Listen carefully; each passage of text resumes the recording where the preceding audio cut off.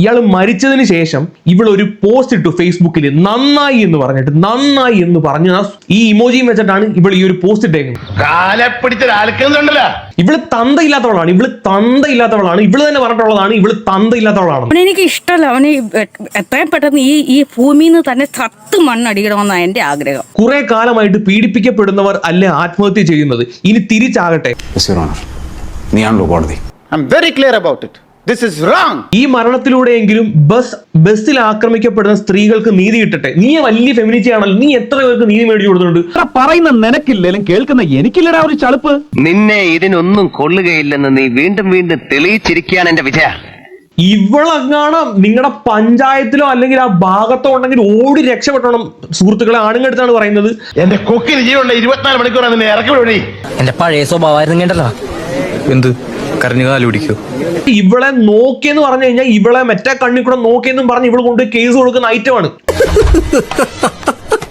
Brutus ഒക്കെ നിന്റെ മുമ്പിൽ എന്തൊരു ഡീസന്റ്. അയാൾ ചെയ്തിട്ടുണ്ടോ അല്ലെങ്കിൽ അവളെ കയറി പിടിച്ചിട്ടുണ്ടോ എന്നുള്ളൊരു പ്രോപ്പർ തെളിവ് പോലും ഇല്ല. ഇവളങ്ങ് ഉറപ്പിച്ച്.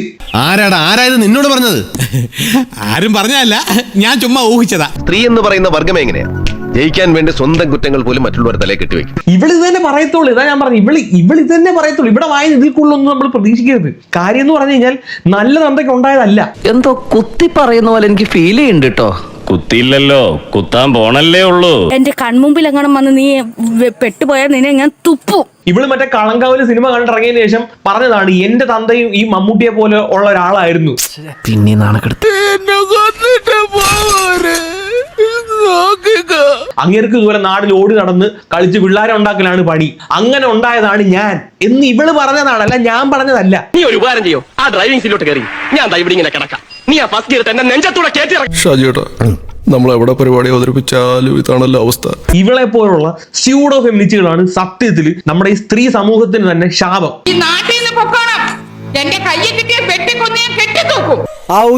ഔചിത്യം എന്നൊരു സാധനമുണ്ട്. ഒരു മനുഷ്യനായ കുറച്ചൊക്കെ ഔചിത്യം വേണം. അങ്ങേരു ഒരു ബാഡ് ഇന്റൻഷനോട് കൂടി ഇവളെ തട്ടി ഇവിടെ ഈ പറഞ്ഞ പോലെ സ്ഥലത്ത് തൊട്ടു. ഇവളവിടെ നിന്ന് ഒഴിഞ്ഞു മാറിയോ? ഇല്ല, ഇവൾ അവിടെ തന്നെ നിന്ന്. നിനക്കതൊക്കെ എങ്ങനെയാ സാധിക്കുന്നത്? രണ്ടാമതും തട്ടിയപ്പോഴും അവൾ അവിടെ തന്നെ നിന്ന്, അല്ലാതെ ചേർന്ന് തന്നെ നിന്ന്. എന്തിനു വേണ്ടിയിട്ട്? വീഡിയോ എടുക്കാൻ വേണ്ടിയിട്ട്. നിനക്ക് നാണമുണ്ടോ? എന്റെ പൊന്നു സാറേ, അല്പം ചട്ടം വിത്തരില്ലാതെ ഇവിടെ ജീവിക്കാൻ പറ്റത്തില്ല.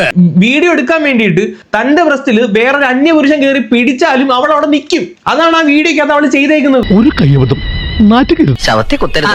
അപ്പൊ താൻ ആരാണെന്ന് സ്വയം ഒരു ബോധം ഉണ്ടല്ലോ. നന്നായി. Sreelakshmi Arakkal, the pseudo feminist, ഇവളെ പോലുള്ള ഒരുത്തിയാണ് ഈ നാടിന്റെ ശാപം. പോയി, കിടപ്പാടവും പോയി, ആ പാടുണ്ടായിരുന്ന മാനവും പോയി. പ്രായമാവുമ്പോഴെങ്കിലും പെണ്ണുങ്ങൾക്ക് ഇത്തിരി പക്വത ഉണ്ടാവണം.